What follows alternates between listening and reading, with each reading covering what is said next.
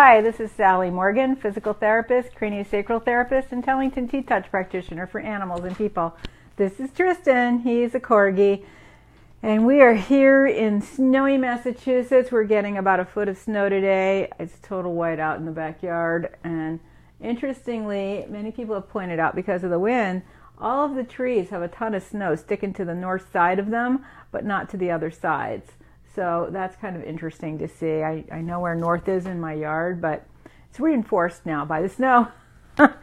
So today I wanted to talk to you about, we had so much fun at the Mayflower Corgi Picnic Fun Day. It wasn't really a picnic, it was a fun day over the weekend. And one of the things that we were able to do there was take trick dog certification exams. It sounds really complex, but it wasn't. It was really a lot of fun. And so I thought what I would do is go over the levels of trick dog certification that you can get for your dog, because not only is this a fun thing to do, and it certainly promotes your breed, whatever that is, by having more dogs registered as trick dogs with the AKC, but it's also just a fun thing to do with your dog, even if you're never going to do the certification. Some of the tricks are really fun ideas and things I hadn't thought of. So Tristan, the little genius that he is, small but mighty, he was able to pass his novice and his intermediate trick dog certification this weekend. I don't even know what they call it, titles maybe, I think. Anyway, and it was so much fun, and he had a really good time. When I tried to do one more level, though, he was clearly tired and had no interest, even though he only had to do 5 things, which he does pretty regularly.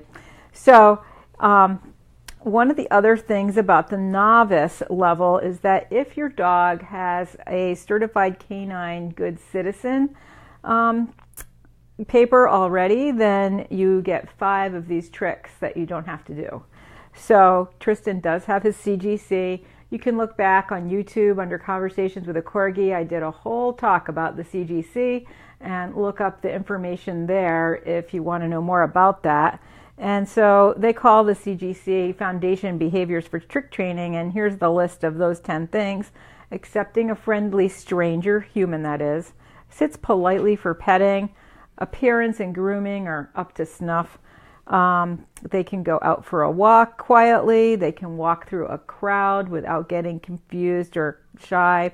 They can sit down and stay in a place. They will come with called. They are not reactive to other dogs, meaning that if your dog is on a leash and another dog's on a leash and you're walking about 5 feet apart, your dog won't go to the end of his leash snarking and barking. Your dog does not react to distractions. For me, they've done things like just throw a book on the floor, and hopefully your dog just sits there and goes, oh, what's that? And then they have a supervised separation where you leave your dog with a friendly stranger and you go out of the room, and your dog, can't whine and howl and carry on or bite the stranger and run away. So those are the foundation behaviors for canine good citizen, which Tristan has, and I really recommend, if you have a place in your area, lots of dog training places will do this, that you take your dog and get the CGC certification no matter what you're going to do with your dog, because more and more places are allowing canine good citizens to be able to do so many things. And if you are going to go on and have your dog be a therapy dog, this is the first step in that process. And so I try to get the CGC with my dogs when they're between 1 and 2 years old. And it's been pretty okay for my dogs. I haven't had a problem with it. I go to a lot of fun dog shows, and a lot of those places will have this as a thing on the side. So it's pretty low stress under those circumstances.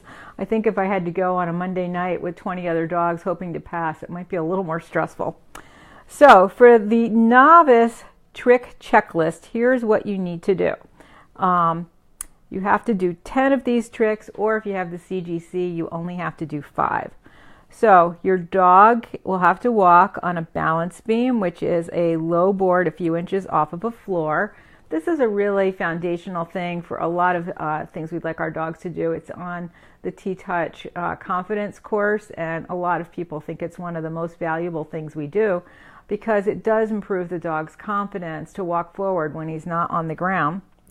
They can bark on cue, which is speak. Your dog can crawl, which was a big process to teach Tristan to do that. We were at one of these and they had a limbo contest, And the dog that won did the crawl, and with a Corgi, we're already an inch or two off the ground. But one of the people there taught us how to teach our dogs to crawl. And so Tristan's been working on that for a long time. So it says they have to crawl on their belly 5 feet. They have to fetch it and give it, and that can be a ball, a toy, etc. They have to bring it to the handler and release it. Well, lots of us do fetch with our dogs, and really they only have to release it that one day. And you may use food with this one, so maybe you can trade the toy for food if you are taking this test. Your dog has to find it, which is get a treat that's hidden under a cup. He doesn't have to actually get it, he just has to identify which cup has the treat. You can also have your dog bring or get your leash, brush, or a particular toy. My dog Winston would do this with up to, 50 toys or more. He was so good. He could even tell the difference between flat bunny, blue bunny, purple bunny, pink bunny. They all look the same for the most part, but he would always bring the right one. Your dog has to get in a box. So they had like a, 2 by 3 foot cardboard box on the floor with a blanket in it, and your dog had to get in there, which most dogs will do. They can get on a low platform or a step with all 4 paws. So this again gets back to that idea of the balance beam. This is something that we do a lot in agility, and certainly we've used a little platform in a lot of T-Touch confidence courses if people have the things to make it with. And that's a pretty good one. You can use hand signals for your dog to down or sit or come. They can do a high five, something my dog doesn't do, and I really need to work on that because it's useful. They can hold for 3 seconds, meaning a toy. They can jump through a hula hoop or over a low bar. Corgis love that. They can kennel up, meaning they go to their crate and they stay in until you ask them to leave. So, and they don't usually use your personal crate for this. At this test, we just used a random dog crate. So many other dogs had gone in there and had treats that it was a very appetizing place for a dog to go. So kennel up, kiss. You can point to your cheek and ask your dog for a kiss. And it specifically says point to your cheek. Paws up, which is 2 front paws on a stool or a step. Push-ups, which are down, sit, down, sit, down, sit. Something Tristan does fairly well, but this weekend he wasn't doing it. It wasn't one of the things he had to do for this test. And if you've got your dog with the high five, it's only a tiny step more to do shake hands. And then spinning in a circle. Again, with Novice, handlers may use a food or toy lure if needed. And you may use food and clicker reinforcers. So not too hard to get your dog to spin in a circle for something to eat. A target, which is touch it, so you can have your dog touch your hand. This is something really basic that in a lot of dog training programs now that you bring your puppy to, touch it is part of that, and they'll have the dog touch your hand, and then you give them a treat and a clicker reward. Tunnel, which is an actual agility tunnel. This one was quite a long one, and Tristan struggled with tunnels over his lifetime. He was a little afraid to be in there. Ironically, as much as one of the dachshunds he knows is a snarky thing, the dachshunds love tunnels, and so we threw about 800 treats in there and turned them all loose, and eventually Tristan learned that tunnels were a fun place with food and his buddies.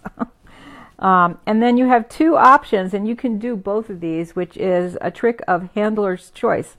So for our next level, Tristan jumped over my leg and did some other tricks that we do for our dog dancing. So that is the checklist for the novice tricks. So I'll just go over them quickly in case you want to make a note of these, in case your dog wants to try these. Balance beam, bark on cue, crawl on your belly, fetch it and give it, find it with a treat hidden under a cup, get your leash, toy, brush, whatever, get in a low box on the floor, get on a low platform, hand signals for down, sit, and come, a high five, a hold for 3 seconds, jumps, kennel up, give me a kiss, paws up, 2 front paws on a stool, push-ups, down, sit, shake hands, spin in a circle, touch it, and an agility tunnel, and then 2 things of your choice. And again, if you have your CGC, you only have to do 5 of these things. So I really recommend getting your Trick Novice certification title if you would like. It's a fun thing, and a lot of dog training places have people that are qualified to test for these things. If you know someplace having a fun dog show, you can easily do this in a little separate area.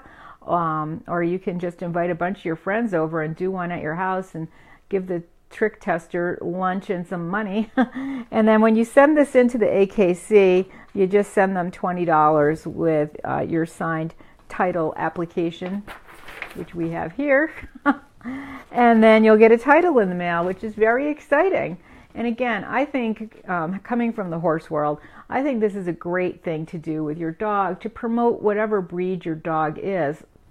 And you can get a number if your dog is a crossbred, and do trick dog testing for any type of dog. So that's also a great opportunity. And you have to go through the AKC to get a different kind of number than your AKC number, so that your dog is identified by his number when you submit your trick certification application. So thanks for joining us today. We're going to stay inside with this incredible snowstorm we're having. Coming down lightly now, but it's going to be coming down a lot more later. And I'm so glad that my work as an educator was rescheduled from today to Friday. Tomorrow I'm getting my hair repurpled. It'll be very bright on Thursday. And I didn't want to have to reschedule that because it's a big ordeal of time. And so I'm so glad that they rescheduled my educator work till Friday. So we won't have conversations with the Corgi that day. And Thursday I'm supposed to go to some business meeting at 7:30. So I'll either have to do the live from there or I won't do it that day either. But thanks for joining us today where we talked about Novice Trick Dog titles. And congratulations to Tristan, who's now a Novice Trick Dog. It's a great fun thing to do with your dog. And I have lots of ideas for new tricks.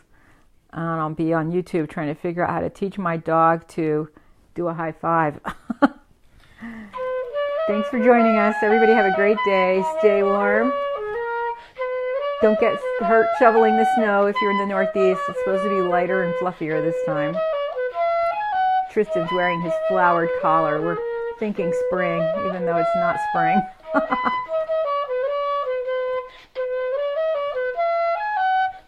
Not quite yet, anyway.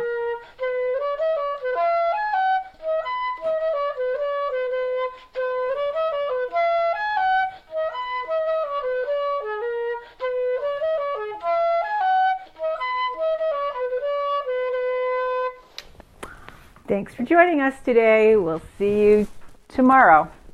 Everybody have a great day. And if you're stuck in the Northeast, try to teach your dog some new tricks. It'll be a fun time for both of you. Bye-bye.